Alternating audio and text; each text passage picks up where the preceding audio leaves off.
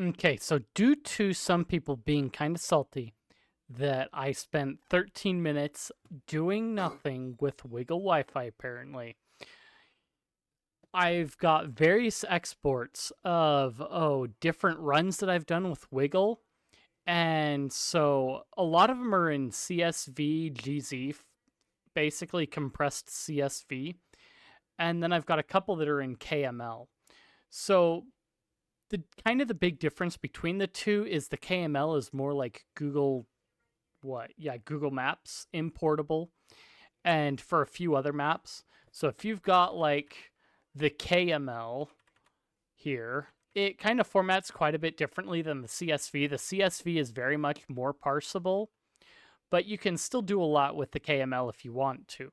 Like if you are on mobile and you don't have the Google Maps version of Wiggle, you can take that KML and import it into here by just like going into your file manager on your phone, tapping the KML, and it should come up with an option to open it in something, and you open it in organic maps. So it'll show up there and it'll be a list of bookmarks you can do, and it's kind of pretty nifty. And it'll show different points and whatnot. But the big point is that CSV. So as a CSV, it's got different values that it'll show in there. So I've kind of like gone through some processing already. I've applied some grep to it, some cut and things like that, and I've cut out different things. You can remove different portions of it. So if I go to exit and I go in, I can go what? Cut, complement, and I can go and cut the complement out of that. And all of a sudden I've got a whole list of stuff that doesn't have Wi-Fi networks on it, but I've got all the other, like a bunch of other information in it, like the date and time. Or I can go in, like say 1, 2, I don't really care about the date or the last bit. I could go in and remove the third column, and it would remove the date access time. So then I'd have the Wi-Fi network, the type of security is, and so on. You can do that kind of processing with it, or you can remove unused columns so that isn't taking up space through the whole thing. But that's kind of the basic of it. Is I've processed it down. I've sorted out only the Wi-Fi networks because it has BT, Wi-Fi, BLE is different options that you can sort through in that last column. So now that I've got a list of SSIDs, if I wanted to, I could grep through and leave out hidden stuff, but I'm not going to do that, or those that don't have SSIDs associated with them that aren't broadcasting that information. But then what we can do is we can write up a couple scripts that I've basically stolen various code from, like a distance calculator that I've basically stolen a formula from, made a few assumptions, and we're not going to get very accurate distancing with it. But we could triangulate it, and if we apply, where is it? We can apply a script to it where we are basically calculating it a distance. So we've got our distance calculator and then our fuzzy finder basically. So if I go in, I can go Wi-Fi choose, and I can go through and search for, maybe I want to find a Netgear, just some random Netgear one, and it'll come up. So it's going to take a few different values as noted, the frequency that it's operating at, and frequency, the RSSI, and so on, and calculate what we're dealing with. So I could take that one, and it will say it's approximately negative 12 meters away.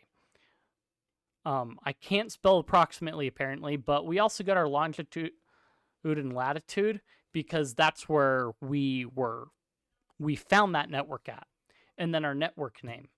So we can calculate distances. We can do more precise things like calculating or triangulating Wi-Fi routers, just like with what Google does automatically. And so that's kind of one of our options outside of like uploading it to Wiggle's network and then being able to search through like the entirety and mapping out stuff on the database. So you can see like we've got some hot points and most of it is in roads on Wiggle. But rather than uploading our whole database to Wiggle to calculate for us, we can do the calculations on our own, do a lot of the hard work for ourselves. So we could probably get a more precise reading off of it because you can see that a lot of these are on the streets. You do have like some scattered inside of different spots here inside the blocks themselves, but we could narrow that down through triangulation down to a more specific point, probably a range within it, using a similar formula to what we've got going on over here just to calculate our distance. So we can go like, we know that it's in the middle of this point over here. We calculate the line we go on either side. And once we find a crossing point, we can probably get a pretty good range of where we're at with it. And that's kind of based on our assumptions too. So we may get like a huge point that says it's anywhere inside this house, but it would still be a point we could work with. So basically, with the Wiggle CSV, you've got a lot more freeform because, of course, with the CSV, it's a lot easier to parse out. So we are able to take cut and set up our delimiters to pass into a Python script, and we've got figure out which columns we want from there. So it'll print it out in that order. So if I were to go through the process that I went through to get this, I can comment that out. Let's grab this boy. Oh, wait. Yeah, this boy. Yank it. Then we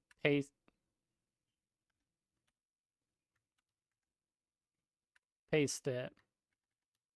So if we go back in, we can run our Wi-Fi choose, and what it'll come up with is this set of values, and then of course it passes it into our Python script, and our Python script looks at these as arguments and then does the calculations it needs. So we've got our Wi-Fi name, our frequency that we're operating on in megahertz, and then our RSSI, and then our latitude, longitude, just so we can say like, hey, this is where we were at when we were this distance away from this network. So that's kind of a start to what you can do with the Wi-Fi data and not make it totally useless. But then you can build your own map if you want to recalculate this latitude, longitude approximately, give it a range, and then you can go back and import it back into organic maps and show yourself a center point that you're going to work with and possibly even a range from that point. So, and since, again, as of recording, I don't have everything recovered. My subscriber numbers have been fluxing up and down. So we're basically like 10 away from that point. I was really close to that, like 990, but then like couple people dropped off.